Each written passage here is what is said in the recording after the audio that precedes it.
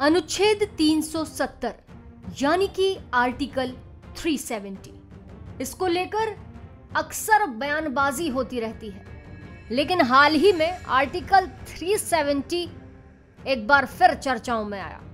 दरअसल आर्टिकल 370 पर supreme court की सुनवाई पर उमर अब्दुल्ला का बड़ा बयान सामने आया, जहां उन्होंने ये कह दिया कि आर्टिकल 370 को लेकर राजनीतिक लड़ाई उनकी जारी रहेगी। जी हां, आर्टिकल 370 पर सुप्रीम कोर्ट की सुनवाई पर नेशनल कॉन्फ्रेंस के उपाध्यक्ष उमर अब्दुल्ला ने कहा कि सुप्रीम कोर्ट का फैसला एक तरफ है, लेकिन उनकी राजनीतिक लड़ाई जारी रहेगी।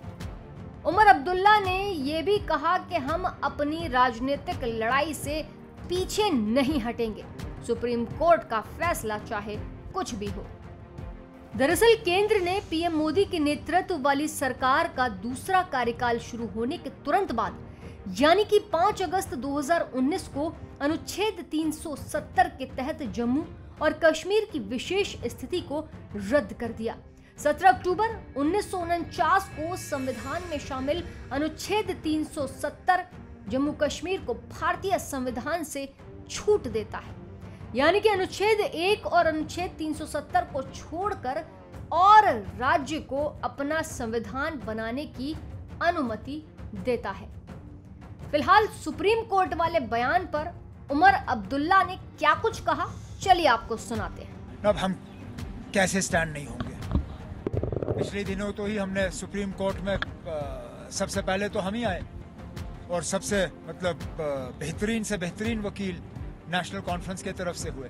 हमारे आने के बाद फिर बाकी उसमें घुल मिल गए, बाकी तंजीमों ने भी फिर उसमें अपनी कोशिशें रखी, लेकिन शुरुआत तो मसूदी साहब और अकबर लोन साहब ने की और आगे भी सुप्रीम कोर्ट का एक तरफ हमारी सियासी लड़ाई जो है वो चलती रहेगी।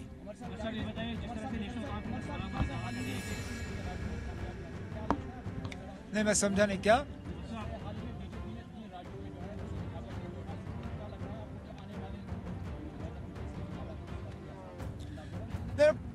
हाँ, हो सकता है असर हो, क्योंकि अगर आपको याद होगा 5 साल पहले भी इसी तरह इलेक्शन हुए थे और 3 रियासतों में कांग्रेस ने कामयाबी हासिल की, लेकिन पार्लियामेंट में फिर बीजेपी जीती।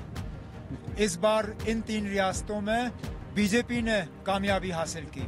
मुमकिन है अब पार्लियामेंट में ऑपोजिशन वाले कामयाबी हासिल करेंगे। तो सुना आपने, नेशनल कॉन्फ्रेंस के उपाध्यक्ष उमर अब्दुल्ला ने ये साफ कर दिया है कि सुप्रीम कोर्ट का फैसला एक तरफ है,